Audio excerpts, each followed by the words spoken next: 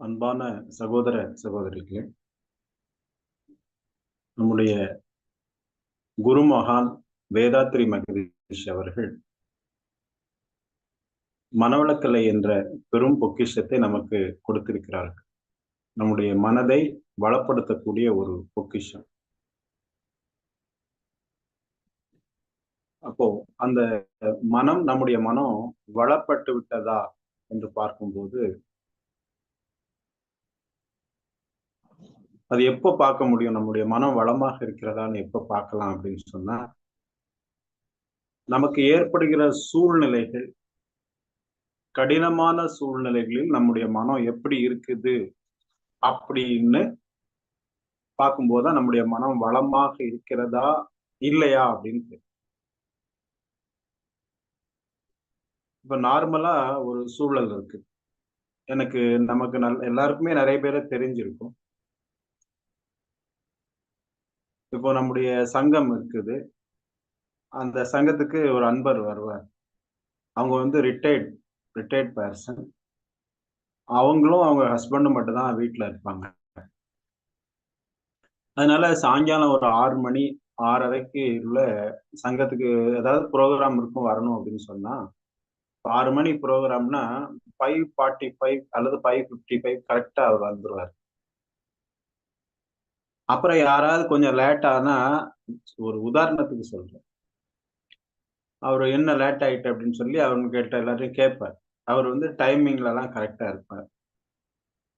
இப்ப சிலர் லேட்டா வருவாங்க.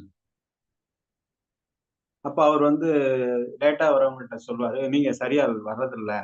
எப்பவுமே லேட்டா வர்றீங்க. உங்களுக்கு சின்சியாரிட்டி இல்ல. சாமிஜி சொன்னதை கேட்கல அப்படிங்கிற மாதிரிலாம் ஏதாவது சொல்லுவார். உண்மையில் என்ன அப்படின்னு சொன்னா, அவரு ரிட்டயர்ட் ஆயிட்டாரு. அவங்க பசங்க வந்து இப்ப வெளிய வெளிநாட்டுல இருக்காங்க. இவருக்கு நேரம் போகாது. நேரம் போகாதனால எப்படா 6 மணி ஆகும், இல்லாட்டா 5:30 ஆகும் சங்கத்துக்கு போலான்னு சொல்லி, வேற வேலையும் இருக்காது. ரொம்ப போர் அடிக்குமா இருக்கும். அவரு கரெக்ட்டா வந்துருவாரு. ஆனா இன்னொருத்தர் வராரு அப்படின்னு சொன்னோம்னா இல்லையா? அவங்க வீட்ல பார்த்தீங்கன்னா, அவங்க அம்மா, அவங்க அப்பா இவங்க எல்லாம் இருக்காங்க. சாயங்காலம் போய் ஏதாவது செய்து குடுத்துட்டு, வேலைக்கு போயிட்டு செய்து குடுத்துட்டு, குழந்தைங்க வந்தா, அவங்க குழந்தைங்கள டியூஷன்ல செட்டில் பண்ணிட்டு, இப்படிதான் வர முடியும். அப்போ இவருக்கும் அவருக்கும் வித்தியாசம் இருக்கு. ஆனா, அந்த 2வது உள்ளவர் வந்து எல்லாத்தையும் செட்டில் பண்ணிட்டு 6 மணிக்கு வர்றதுக்கும், இவரு 6 மணிக்கு வர்றதற்கும் வித்தியாசம் இருக்கு. அதேபோல சிலவங்க சொல்லுவாங்க, "எனக்கும் என் ஒய்ஃப்க்கும் பெரிய பிரச்சனையே கிடையாது. நல்லா போயிட்டு இருக்கு" அப்படின்னு சொல்லுவாங்க. அவங்க இன்னொருத்தர்ட்ட சொல்லுவாங்க, "நீங்க வந்து உங்க அம்மாவ நல்லா கவனிச்சுடுங்க, அப்பாவ கவனிச்சுடுங்க" அப்படிலாம் சொல்லுவாங்க. இவருடைய அப்பா, அம்மாவும் வேற ஒரு பிரதர் வீட்ல இருப்பாங்க. அப்போ இதெல்லாம் நம்ம என்ன நெனைக்கிறோம், நமக்கு உள்ள சிச்சுவேஷன் சாதாரணமா இருக்கும்போது, நமக்கு பெரிய சிச்சுவேஷன் டிஸ்டர்பன்ஸ் இல்ல. அந்த டிஸ்டர்பன்ஸ் இல்லாத போது நம்ம கரெக்ட்டா இருக்கிறோம் பார்த்தீங்களா? அது வந்து ஒரு அளவுகோலே கிடையாது. ஒரு அளவுகோலே கிடையாது. இன்னும் சொல்லப்போனா, அந்த அந்த வாழ்க்கையில் கிடைக்கக்கூடிய ஒரு மகிழ்ச்சி வந்து ஒரு பிராக்டிகல் மகிழ்ச்சியா தான் இருக்கும். ஒரு சாதாரண மகிழ்ச்சியா தான் இருக்கும். ஆனா, ஒரு பல்வேறு விதமான சூழ்நிலைகளை வாழ்க்கையில சந்திச்சு, பல்வேறு கஷ்ட நஷ்டங்களை அனுபவித்து, அந்த சூழ்நிலையும் தாண்டி, "பரவால்ல சார், லைஃப் எப்படி போகுது?" "பரவால்ல, அப்படிதான் போகும் சார்ன்னு" சொல்றான் பார்த்தீங்களா? அந்த இடத்துல தான் மனவளம் இருக்கு. மனவளம் இருக்கிறது. அப்போ நம்முடைய மனவளத்தை அளக்கக்கூடிய அளவுகோல் வந்து அதான் சாமிஜி சொல்றாரு. நம்முடைய நம்ம எல்லாவற்றையும் தெரிந்து கொள்வதற்கான ஒரு இடம் வந்து குடும்பம் தான். குடும்பம் ஒரு பல்கலைக்கழகம் அப்படின்னு சொல்றாரு. அது கூட்டு குடும்பமா இருக்கும்போது இன்னும் பல சிரமங்கள் இருக்கு. அதுல மகிழ்ந்து வாழக்கூடிய, அதுல எல்லாருக்கும் உதவி வாழக்கூடிய ஒரு நபர் இருப்பாங்க. அதுல எல்லாரையும் அட்ஜஸ்ட் பண்ணி போற ஒரு சந்தர்ப்பம் இருக்கு. அதெல்லாம் ரொம்ப பெருசு. நான் சும்மா ஓப்பனா தான் பேசுறேன். ஆ இன்னொரு நபர் வந்து கொஞ்சம் வசதியானவர். அவருக்கு வந்து ஃபாதர், மதர் இல்ல. அதுக்கப்புறம் மேரேஜ் ஆச்சு. அதுக்கப்புறம் குழந்தைங்க. அது படிச்சாங்க. அப்படியே ஸ்கூல் போனாங்க. அப்புறம் அவங்களுக்கெல்லாம் மேரேஜ் ஆச்சு. அவரு சொல்லுவாரு, "என்னைய போல ஒரு அமைதியாக வாழக்கூடிய ஒருத்தர் இல்ல" அப்படின்னு சொல்லுவாரு. ஏன்னா, இவங்களுக்கு டிஸ்டர்ப் பண்ணக்கூடிய உறவுகள் எதுவுமே இல்ல. அவரு சிறு வயதிலேயே தன்னுடைய சகோதரர் வீட்ல வளர்ந்தாரு. அவரு கல்யாணம் ஆகும்போது அவங்களுடைய ம மதர் இன் லா அல்லது டாட்டர் இன் லா ப்ராப்ளம் இல்ல. கொஞ்சம் வசதி வாய்ப்புகள் இருந்தனால தேர்ந்தெடுத்த ஸ்கூல்ல குழந்தைங்க சேர்ந்தாங்க. அவங்க பாட்டு படிச்சாங்க. அவங்க பாட்டு கல்யாணம் போனாங்க. ஆனா இதே இது வந்து இந்த சிறு வயதிலேயே தாய் தந்தையரோட இருந்து, பின்பு தாய் தந்தையரை கவனித்து, அப்ப உண்மையிலேயே நாம் மன அமைதி உடையவர்கள் தானா? அப்படின்னு சந்திக்கணும். வளம் உடையவர்களாக மாறி இருக்கிறோமா? அப்படிங்கிறத நிர்ணயம் செய்வது நம்முடைய துன்பங்கள் தான் அத நிர்ணயம் செய்யும். நமக்கு ஏற்படக்கூடிய துன்பங்கள். இன்பங்கள் பலவிதமாக இருக்கு. இன்பங்கள் பலவிதமாக இருந்தாலும், அந்த இன்பங்களை அனுபவிக்கும்போது இன்பம் மட்டும் தான் கிடைக்கும்.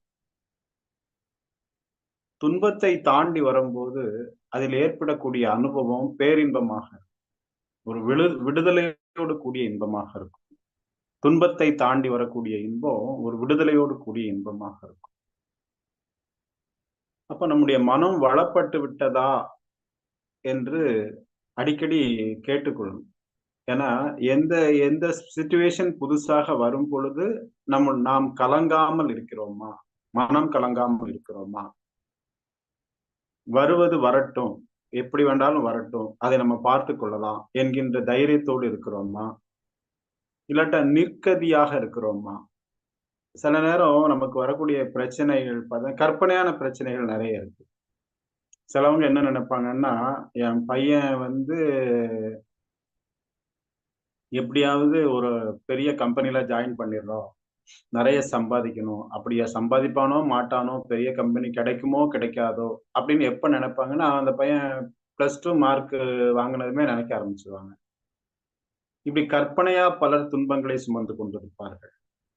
அதாவது நாளைக்கு என்ன நடக்குமோ என்று நினைப்பது எல்லாமே 100க்கு 80% கற்பனையான துன்பங்கள்.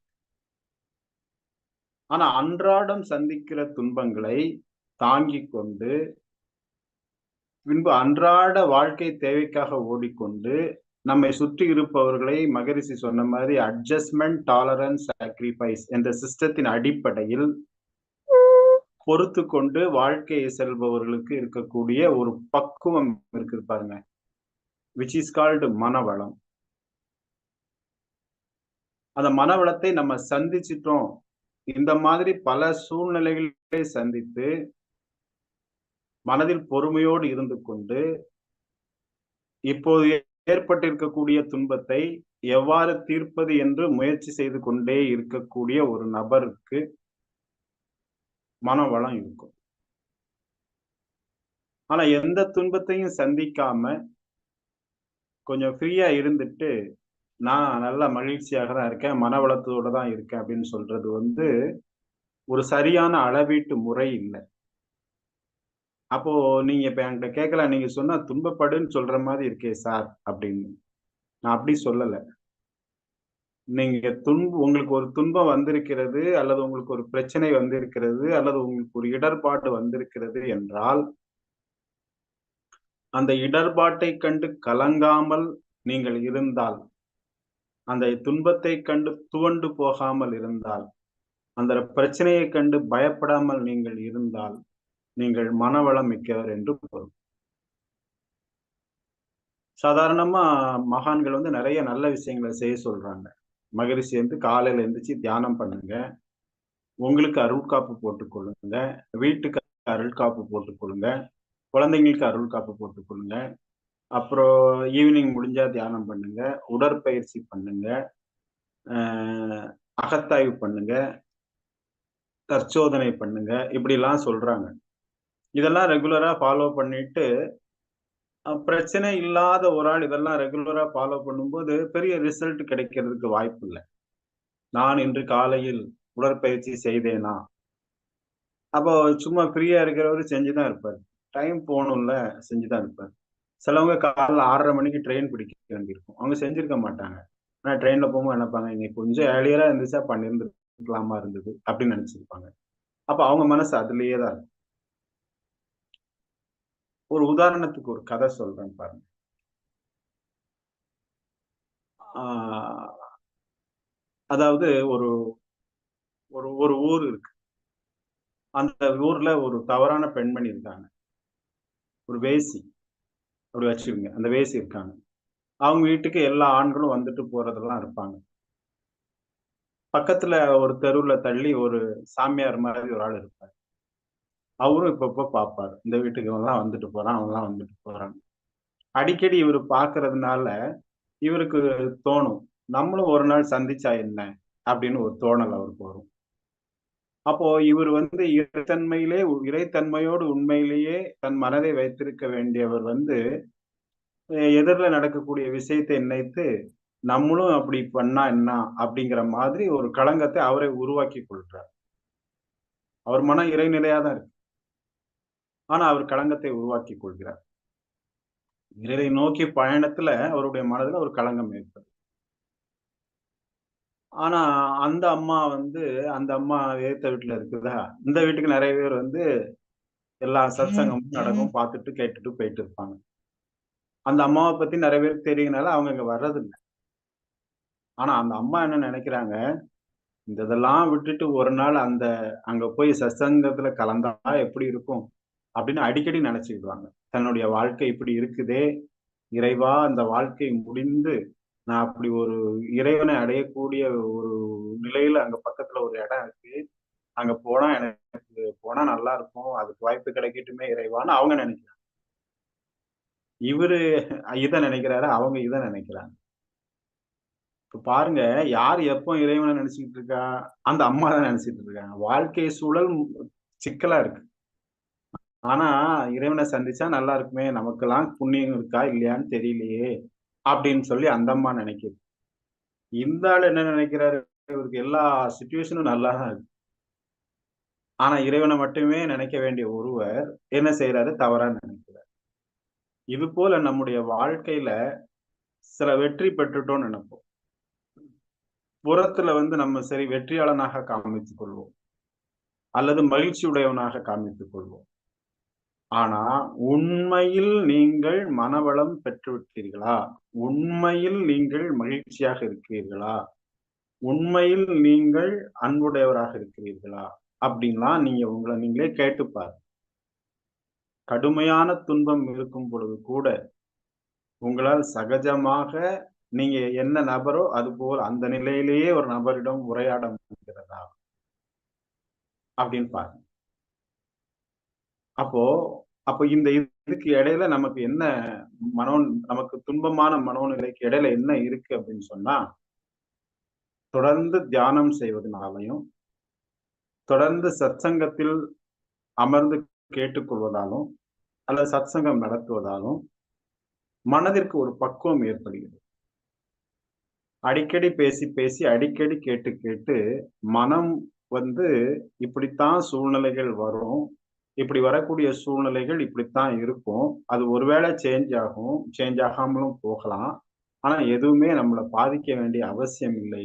அது அது அதன் அதன் இயல்பில் நடந்து கொண்டிருக்கிறது என்கின்ற ஒரு அறிவு தெளிவு ஏற்படும். மாமரம் நட்டுட்டோம். ஒரு 2 வருஷம், 3 வருஷம் கழிச்சு அதுல கண்டிப்பா மாங்கா தான் வரும். தேங்கா வராது. தேங்கா வருமான்னு கஷ்டப்பட்டு பார்த்துட்டு இருந்தா கண்டிப்பா வரப்போறதில்ல. அதேபோல எல்லா விஷயங்களினுடைய விடை இப்படித்தான் இருக்கும். ஆனா நம்ம என்ன நினைக்கிறோம், நம்ம வீடு மட்டும் நல்லா இருக்கும். நம்ம யாருன்னா, நான் அவரோட பையன். அவர் பயங்கரமான ஆளாக்கும் எங்க அப்பா. அதனால நான் நல்லா வருவேன். எங்க தாத்தா இப்படி, எங்க ஃபேமிலி இப்படி. ஆகவே என் பையன் இப்படி இருப்பான். என் பொண்ணு அப்படி இருக்கும். அப்படிலாம் நினைக்கிறோம். அதுக்காக அப்படிலாம் நினைக்கக் கூடாதுன்னு சொல்ல வரல. அப்படி ஏதாவது சிக்கல் ஏற்பட்டுட்டுன்னு வச்சுக்கோங்க, உடைஞ்சு போயிரும். அப்போ அந்த மாதிரி உடையக்கூடாது. யார் யார் எது எதை அன்று விதைத்திருக்கிறார்களோ, நீங்களும் அதுக்கு காரணம் இல்ல. வாழ்க்கையில சில பல சூழ்நிலைகள் வருது பாருங்க. அதுக்கு நீங்க மட்டுமே காரணம் இல்ல. நமக்கு முன்னாடி அப்பா, அம்மான்னு அந்த 121 பேர் இருக்கான்னு சொல்றாங்கல்ல. அவங்களும் காரணம் தான்.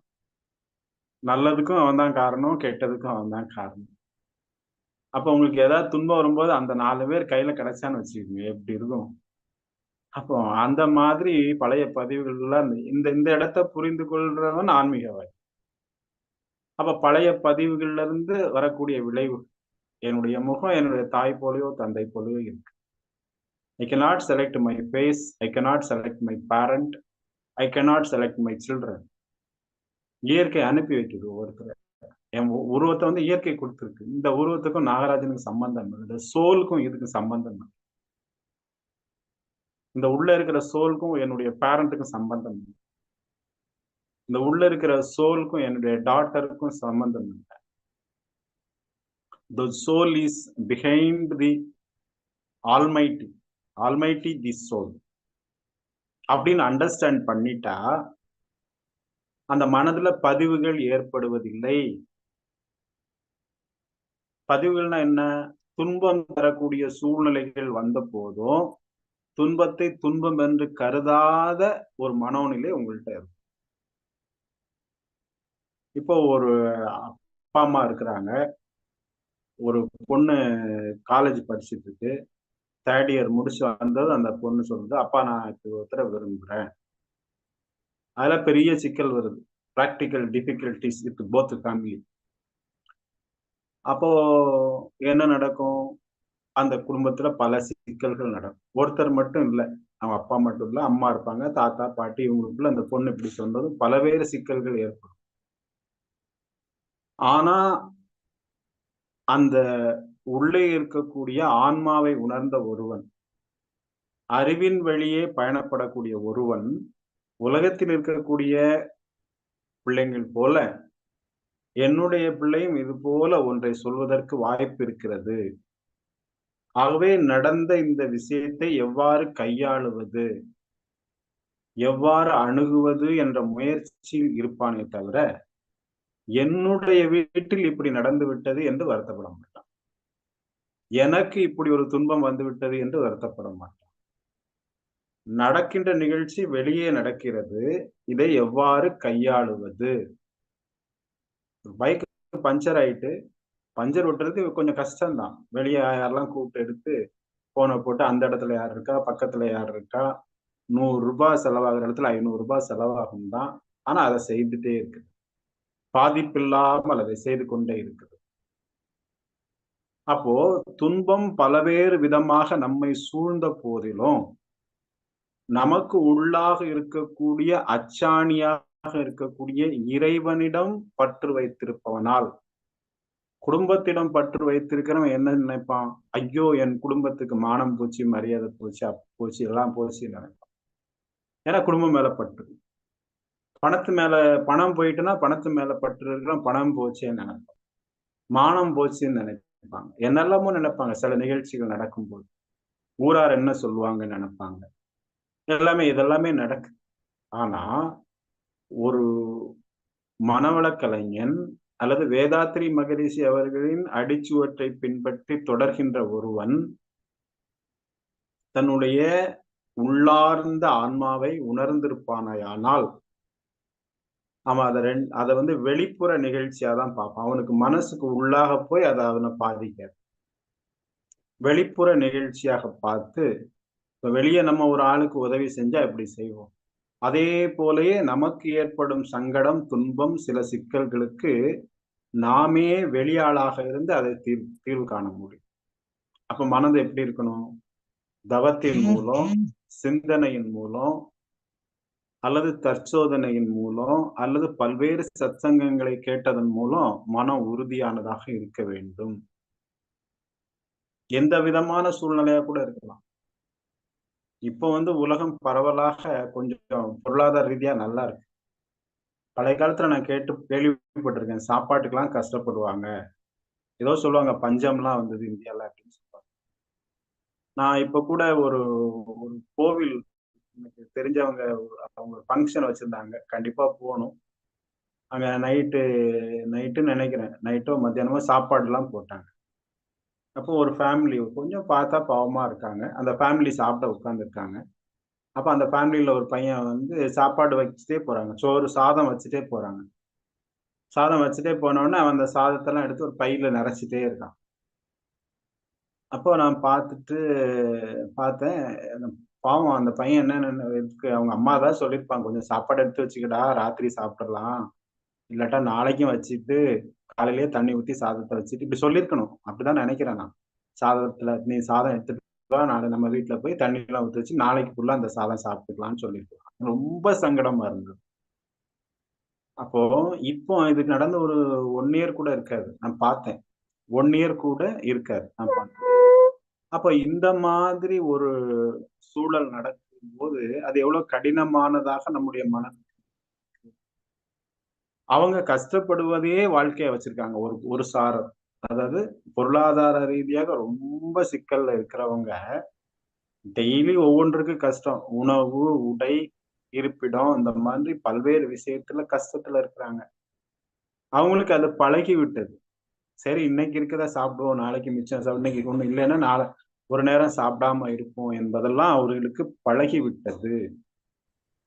ஆனா நம்ம என்ன நினைக்கிறோம், நமக்கு நார்மலாக சில பல வசதிகள் இருந்த போதும், சில பல சிக்கல்கள் இருந்த போதும், சில பல சூழ்நிலைகள் நல்ல சூழ்நிலைகள் இருந்த போதும், அந்த சூழ்நிலையில் சிறு குறைபாடு வரும்போது, சிறு மனத்தாங்கல் வரும்போது என்ன நினைக்கிறோம், நம்முடைய வாழ்க்கை ரொம்ப சிக்கலாயிட்டோ அப்படின்னு நினைக்கிறோம். இது எதை காண்பிக்கிறது என்றால், மனதினுடைய தைரியத்தின் அளவை காண்பிக்கிறது. குறையா இருக்குது, கூடுதலாக இருக்கிறது என்று காண்பிக்கும்.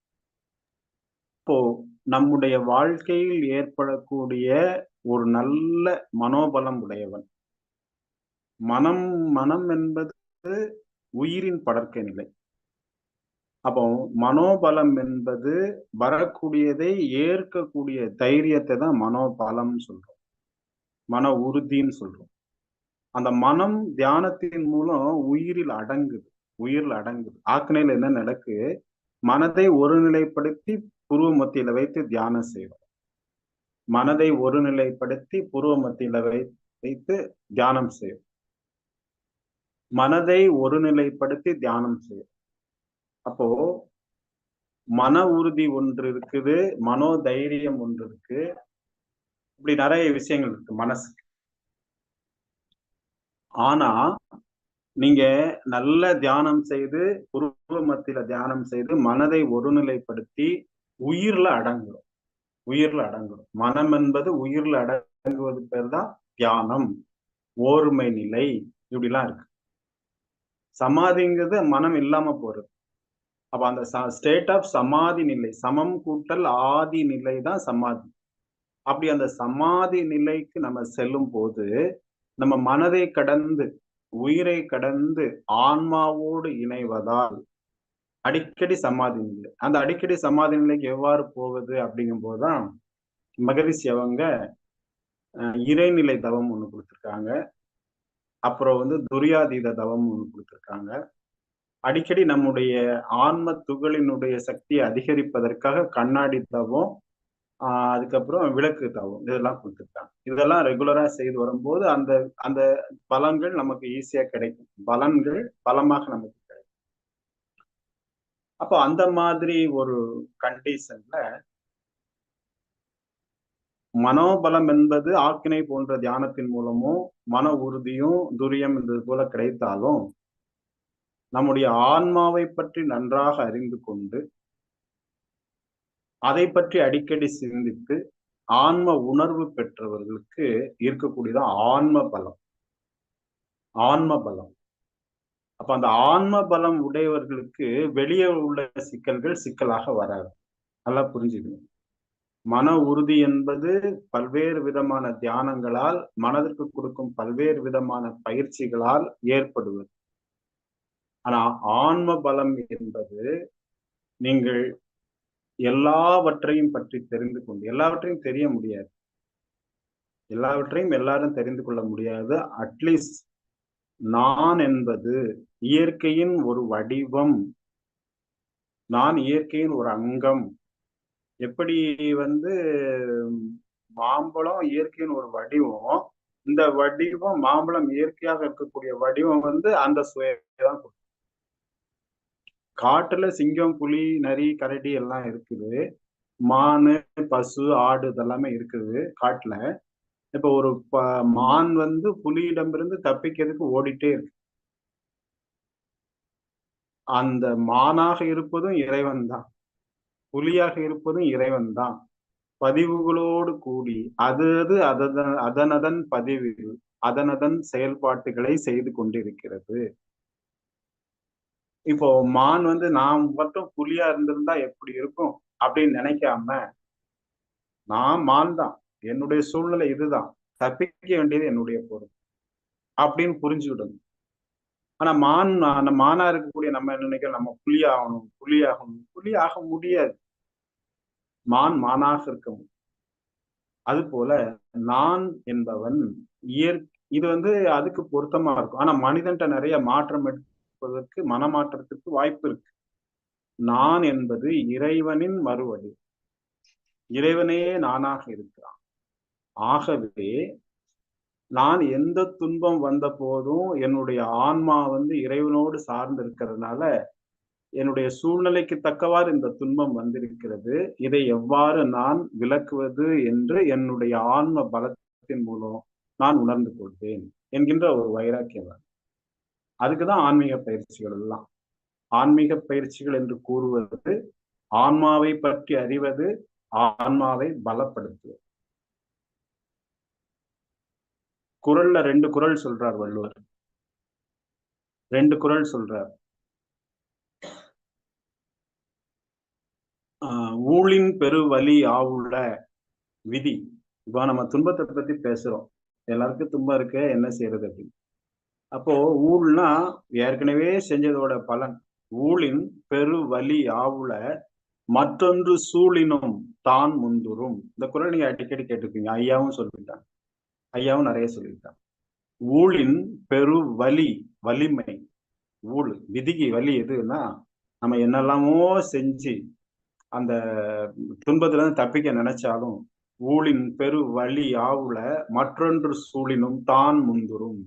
அது இந்த விதி வந்து நிற்கும் அப்படின்னு சொல்றாங்க. இந்த அளவுக்கு சிலர் துன்பத்தை சந்திக்கிறாங்க. ஆனா அதே வள்ளுவர் இன்னொரு இடத்துல சொல்றாரு, இந்த ஊழ ஒண்ணு இல்லாம பண்ணிடும். இந்த விதியை, இந்த துன்பத்தை, இந்த சிக்கலை ஒண்ணு இல்லாம உன்னால பண்ண முடியும். You have the braveness with you அப்படின்னு சொல்றார் வள்ளுவர் சொல்றார்.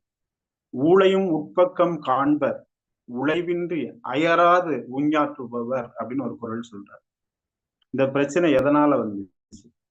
இந்த பிரச்சனை எதனால வந்துச்சு? என்னாலதான் வந்துச்சு. நான் தான் அந்த பையனை அந்த காலேஜ்ல சேர்த்தேன். அது சரியில்லைன்னு தெரியும், நான் சேர்த்தேன், வந்துச்சு. சரி, இந்த பையனை அப்படிதான் இருப்பான், இதை எப்படி சரி பண்றது அப்படி. ஊழையும் உட்பக்கம் காண்பர் உழைவின்றி அயராது உஞ்ஞாற்றுபவர். இந்த பிரச்சனையை தீர்ற வரைக்கும் நான் விடமாட்டேங்கிற மன உறுதியும் தைரியமும் வைராக்கியமும் உடையவனால அதை வெற்றி கொள்ள முடியும்னு வள்ளுவரே சொல்ற. 2 குறள் சொல்ற. உனக்கு வலிமை இல்லைன்னா, மன வலிமை இல்லைன்னா, ஆன்ம பலம் இல்லைன்னா அந்த ஊழ் முன்னாடி வந்து உனக்கு ஆன்ம பலமும் மன தைரியமும் அது என்னன்னு சிந்திக்கக்கூடிய அறிவும், அது எப்படி சரி செய்யலாம், யாரை வைத்து சரி செய்யலாம், எவ்வளவு உறுதியோடு நம்ம போராடலாம் என்கின்ற எண்ணம் உனக்குள்ள இருந்தா அந்த ஊர் கவுந்துரும் சொல்ற. துன்பத்திற்கே துன்பம் கொடுக்க வல்லவர்களை நோக்கி துன்பம் ஒருபோதும் நெருங்குவதில்லை. அப்போ நம்மகிட்ட என்ன ஏற்படணும் அப்படின்னு சொன்னா, வாழ்க்கையை பற்றிய பயத்தை விட்டு, நாளை என்ன நடக்குமோ என்ற பயத்தை நீங்க விட்டுருங்க. இன்னைக்கு நீங்க சந்தோஷமா இருங்க. Be happy always. இன்னைக்கு நீங்க சந்தோஷமாக இருப்பது. நாளைக்கு ஏதாவது வரும். உடல் நலம் சரியில்லாம ஆகும், பொருளாதார நஷ்டம் ஏற்படும், அல்லது பெரும் சிக்கல் ஏற்படும், என்னெல்லாமோ ஏற்படும். ஏன்னா அன்கண்டிஷனல் லைஃப். லைஃப் வந்து நாளைக்கு எப்படி இருக்குன்னு சொல்ல முடியாது. காஷ்மீர்ல ஒரு 26 பேர் சுட்டுட்டாங்க. அவங்க வந்து சந்தோஷமா இருக்கிறதுக்கு போனவங்க. மனைவி முன்னாடியே இறந்துட்டாங்க. அந்த அந்த அந்த அந்த பெண்களுடைய மனோநிலை இன்னைக்கு எப்படி இருக்கு? எவ்வளவு கடினம். இன்னும் அவங்க லைஃப் எப்படி இருக்கும், என்னெல்லாம் இருக்கும் என்பதை நீங்க புரிந்து கொள்ளுங்க. ஒரு துன்பம் அவங்களுக்கு. அந்த துன்பம் எவ்வளவு மகா பெரிய துன்பம் பாருங்க. இனி அதை அவங்க கடக்கணும். அவங்க மனதிலிருந்து அதை அவங்க கடக்கணும். ஆனா நமக்கு ஏற்படக்கூடிய சிறு சிறு விஷயங்கள், கற்பனையான துன்பங்கள் நிறைய வச்சிருப்போம். முதல்ல கற்பனையான துன்பங்கள் எல்லாம் தொடச்சி தூர போட்டு, கற்பனையான துன்பங்கள்லாம் என்னன்னு சாமிஜியே சொல்றாரு. என் பொண்ணுக்கு கல்யாணம் ஆகுமா? ஆகாதா? பையனுக்கு வேலை கிடைக்குமா? கிடைக்காதா? எம்பிபிஎஸ் சீட் கிடைக்குமா? கிடைக்காதா? என்ஜினியரிங் காலேஜ் அண்ணா யுனிவர்சிட்டி கிடைக்குமா? கிடைக்காதா? அல்லது என் மனைவிக்கும் எனக்கும் நல்லா ஒத்து போகுமா? ஒத்து போகாதா? இதெல்லாமே கவலை கிடையாது. இது என்ன நடக்கணுமோ அது நடக்கும். ஆனா நீங்க என்ன புரிந்து கொள்ளணும்னா, பையன் வந்து எம்பிபிஎஸ் ஆகலையே! இவன் வந்து காலேஜ் போயிட்டான். Arts college. அப்படி நம்ம ஆர்ட்ஸ் காலேஜ்ல கவனம் செலுத்தாம விட்டுட்டீங்கன்னா, ஆர்ட்ஸ் காலேஜும் போயிரும். எம்பிபிஎஸ் கிடைக்கலன்னா என்ன? ஆர்ட்ஸ் காலேஜ் நல்லது தானே. எத்தன பேர் ஆர்ட்ஸ்ல படிச்சு நல்லா தான் இருக்காங்க. அப்ப நீங்க எம்பிபிஎஸ் கிடைக்கலன்னு வருத்தப்பட்டு ஆர்ட்ஸ்லயும் கவனம் செலுத்தாம விட்டு கோட்ட விடுறதுக்கு பதிலு, எம்பிபிஎஸ் கிடைக்கல, வேண்டாம் அப்படின்னு சொல்லிட்டு ஆர்ட்ஸ் கிடைச்சது. சந்தோஷமா படின்னு அந்த ப்ராஜெக்ட்க்கு நீங்க ஹெல்ப் பண்ணி மகிழ்ச்சியா இருக்கணும். அந்த மாப்பிள்ளைய என் பொண்ணுக்கு கட்டி வைக்கணும்னு நினைச்சேன். அவன் மிஸ் ஆயிட்டான். இப்ப இவன போய் பார்த்து கட்டி வச்சுட்டேன் அப்படின்னு நினைக்கக்கூடாது. இப்ப இருக்கவன் கூட எப்படி மகிழ்ச்சியா இருக்கிறது? ஒரு மருமக உங்களுக்கு வந்து தான் தீருவா. மகன் இருந்தா ஒரு மருமக வந்து தான் தீருவா. மருமக அப்படி இருந்தா நல்லா இருந்திருக்கும். இப்படி இருந்தா நல்லா இருந்திருக்கும். அத மாதிரி இருந்தா நல்லா இருந்திருக்கும். இவன் வந்து விரும்பி கட்டாம இருந்தா நல்லா இருந்திருக்கும். ஒருவேளை விரும்பி யாரையாவது கட்டியிருந்தா நல்லா இருந்திருக்கும். இப்படின்லாம் சிலர் நினைப்பாங்க. நீங்க என்ன போட்டாலுமே, அந்த பையனுடைய பதிவுக்கு தக்கன ஒரு பொண்ணு வந்து நிக்கும். அந்த பொண்ணு பதிவுக்கு தக்கன ஒரு பையன் வந்து இருப்பான். அவங்க ஒரு வாழ்க்கைய லீடு பண்ணி போயிட்டே இருப்பாங்க. அத நம்ம கண்டுக்கிட வேண்டிய அவசியம் சில நேரம் சிக்கல் வந்தா நம்ம தீர்க்கணும். அது ஒரு பக்கம்.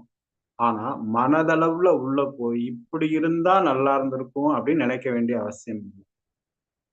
இப்போ என் தலையில வந்து முடி இல்ல. சின்ன பிள்ளையில நிறைய முடி இருக்கும். பக்கத்து வீட்ல நான் காலேஜ் படிக்கும்போது இப்ப ஏஜ் வந்து 61. அரவுண்ட் 23லாம் வந்து என்ன பக்கத்து வீட்ல ஒரு சில குழந்தைங்க வந்து கமல் மாமா அப்படின்னு கூப்பிடுவாங்க. நான் இப்போ வந்துட்டு இந்த முடிய அன்னைக்கு மெயின்டெயின் பண்ணியிருந்தா எப்படி இருக்கும்? அப்படின்னா, அது எவ்வளவு பெரிய முட்டாள்தனம் பாருங்க. இப்படி இருந்திருந்தா எப்படி இருந்திருக்கும்? அப்படின்னு நான் இன்னைக்கு இத வச்சு நினைச்சேன்னா, அது ஒரு எவ்வளோ பெரிய ஃபூலிஷ் பாருங்க. எவ்வளோ டைம் வேஸ்ட் ஆகும் பாருங்க அப்படி சிந்திக்கிறது. அ அப்போ எல்லாம் நடந்துட்டே தான் இருக்கும். வரிசையா நடந்துட்டே தான் இருக்கும். நடந்து கொண்டே தான் இருக்கும்.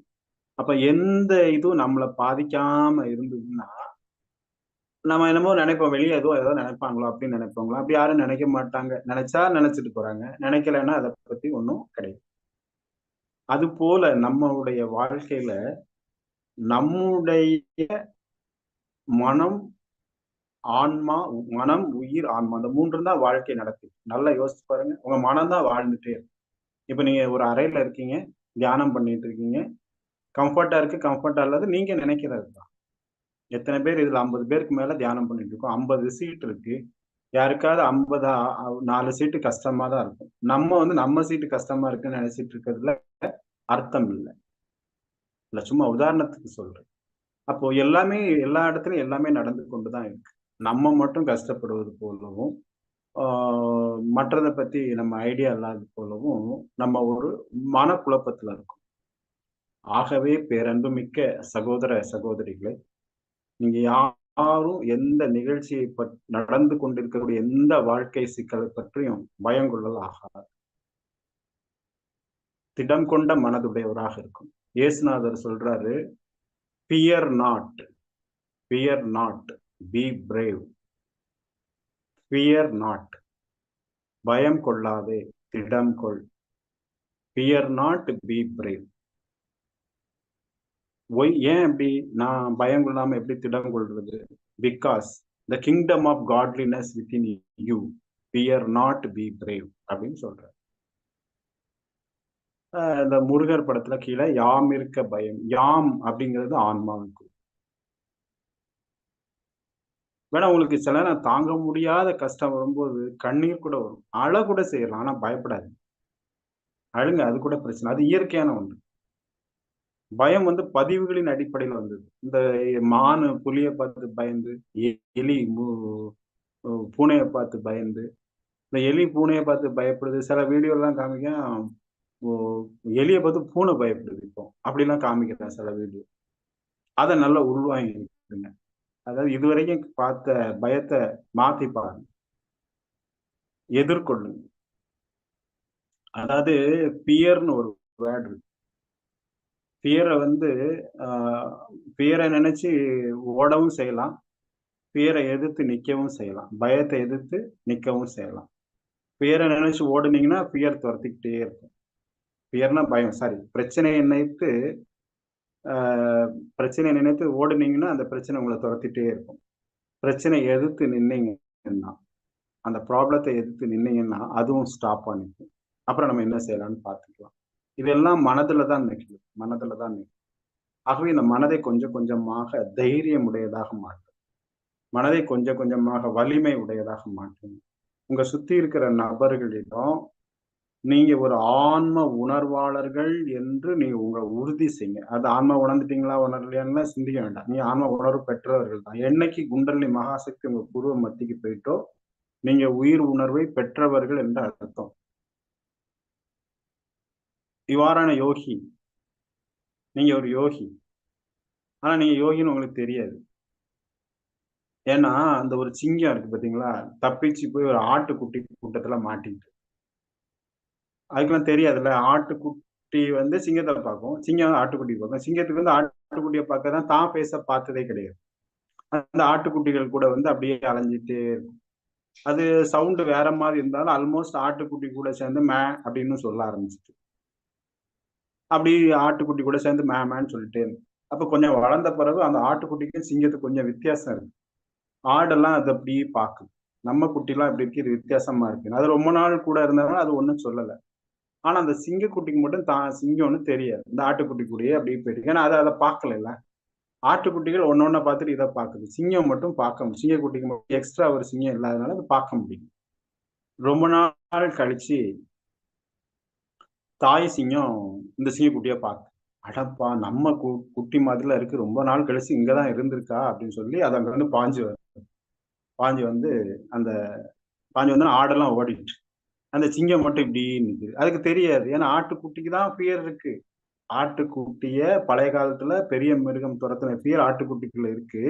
ஆக ஒரு சிங்கம் வந்ததும் பதிவின் அடிப்படையில் அது ஓடிட்டு, சிங்கத்துக்கு அந்த பதிவு இல்லை. சிங்கத்தை அதை பார்த்துட்டு இருக்கு, தெரியல. அப்போ அந்த சிங்கம் வந்து இதை கூப்பிடுது. இதை வந்து இது போக மாட்டேது. அந்த ஆட்டுக்குட்டி கூட ஓட போகுது. இது புடரி வேக்கில் ஒரு அடி அடிச்சு கவ்விட்டு போய் அதாவது இது கால கையெல்லாம் போட்டு அடிக்குது.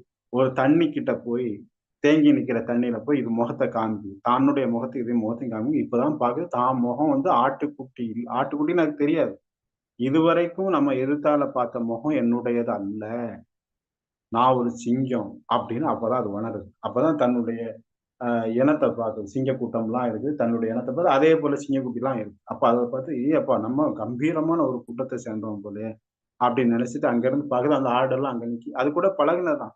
அதை பார்க்கும்போது ஓ அது வேற நம்ம வேற அப்படின்னு தெரியும். அது போல நீங்க ஒரு சிங்கம், யூ ஆர் அ செயின்ட். எவ்வளவு கேட்டிருக்கோம், எவ்வளவு வேதாத்திரி மகரிஷி கேட்டிருக்கீங்க, எவ்வளவு புத்தர் இது கேட்டிருக்கீங்க, எவ்வளவு விவேகானந்தர் கேட்டிருக்கீங்க, எத்தனை சத்சங்கம் கேட்டிருக்கீங்க. ஆனா நீங்க வாழ்றது எங்க வாழ்றீங்க? அந்த முட்டாள்தனமான சொசைட்டிக்குள்ளேயே. அந்த சொசைட்டிக்குள்ள இருந்துகிட்டு நீங்க என்ன நினைக்கீங்க, இந்த சொசைட்டிக்குள்ள போனா நீங்க ஆடா மாறி. இப்போ ஒரு கல்யாண வீட்டுக்கு போறீங்க, நீங்க வந்து ஆன்மீகவாதி, நீங்க வந்து வேதாத்திரி மகரிஷியுடைய சீடன், நீங்க வந்து கம்பீரமான ஆள், அசராத ஆள், நீங்க போறீங்க.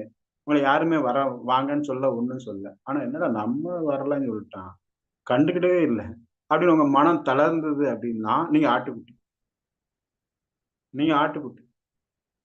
நீங்க ஒரு ஒரு ஆன்மீகவாதி, நீங்க ஒரு நேர்மையாளர், நீங்க ஒரு கம்பீரமானவர், நீங்க டெய்லி தியானம் பண்றவங்க, நீங்க கல்யாண வீட்டுக்குள்ள போங்க. நீங்க நெஞ்ச நிமித்தி ஹாப்பியா போங்க. அங்க உள்ள 4 பேருக்கு உங்களை உண்மையிலேயே நீங்க தியானம் செய்யறவன்னு தெரிஞ்சவன் 4 பேர் இருப்பான். உங்களை வரவேற்க வேண்டான்னு இருந்தாலும் உங்களுடைய ஆளுமை, உங்களுடைய மனதினுடைய கம்பீரம் இருக்கலாம். அண்ணா வாங்கண்ணே நல்லா இருக்கீங்களா? குடும்பத்துக்குள்ள 4 கதை பேசிக்கிடும். ஆனா உங்களுக்கு தெரியும். இந்த அம்மா வந்து தியானம்லாம் பண்றாங்க. இந்த ஐயா தியானம்லாம் பண்றாங்க. வரவேற்காட்டாலும் பரவால்ல. You are the lion. உங்களுக்கு அப்படி மனதுல எழுது. என்னை மதிக்கல, என்கிட்ட சொல்லல, என்கிட்ட அது பண்ணா, இது பண்ணா, நம்மளும் சரியா இது பண்ணல, அப்படிங்கிற இதெல்லாம் உங்கள்ட்ட இருந்து அது எல்லாத்தையும் விட்டுரு. ஏன்னா because you are a lion. You are not a goat. ஆனா நீங்க இந்த ஆட்டுக்குட்டி கூட்டத்துக்குள்ள இருந்துட்டு, நீங்க தன்னை ஒரு ஆட்டுக்குட்டியாவே கருதிட்டு, எனக்கு அந்த பிரச்சனை இருக்கு, இந்த பிரச்சனை இருக்கு, அப்படி இருக்கு, இப்படி இருக்கு நீங்க சொல்லிட்டே இருக்கீங்க. அப்போ அப்படி நினைக்காதீங்க. ஏன்னா you are an Yogi. You are not an ordinary person. You are enlightened. ஞானம் அடைந்தவன் என்றே நீங்க உறுதி செய்யுங்க. ஞானம் அடைதல் என்றால் நான் ஞானம் அடைஞ்சுட்டேன் நீங்க தான் உறுதி செய்யணும். நீங்க ஞானம் அடைஞ்சிட்டீங்கன்னு யாரும் வந்து சொல்ல முடியாது. நீங்க தான் உறுதி செய்யணும். ஆமா அடைஞ்சிட்டேன்னு நினைச்சுக்கிட்டு. எந்த நடந்தா நடந்துட்டு போகுது இப்ப என்ன? அப்படி நடக்கலைன்னா நடக்கலைன்னா போகுது. நான் நான் இருக்கேன், நல்லா இருக்கேன், சந்தோஷமா இருக்கேன். என் கருத்து என் மனதுக்குள்ளாக இருக்கக்கூடிய கருத்து நல்ல கருத்தா இருக்கு. யாருக்காவது நன்மை செய்யணுமே தவிர தீமை செய்ய மாட்டேன். நன்மை செய்யாட்டாலும் பரவால்ல, தீமையும் செய்ய போறதில்ல. அப்படிங்கிற ஒரு தெளிவான மனோநிலையோடு இருக்கும்போது, எல்லா இடத்துலயும் உங்களுடைய ஆளுமை கண்டிப்பா இருக்கும். ஆகவே பேரன்பு மிக்க சகோதர, சகோதரிகளே, பல நெடுங்காலம் ஆன்மீகத்துல பயணப்பட்ட நீங்க, ஒரு லயன் என்பதை நீங்க மனதுக்குள்ள நினைச்சுக்கங்க. உங்கள்ட்ட எல்லா வலிமையும் இருக்கு. எல்லா தன்மையும் இருக்கிறது.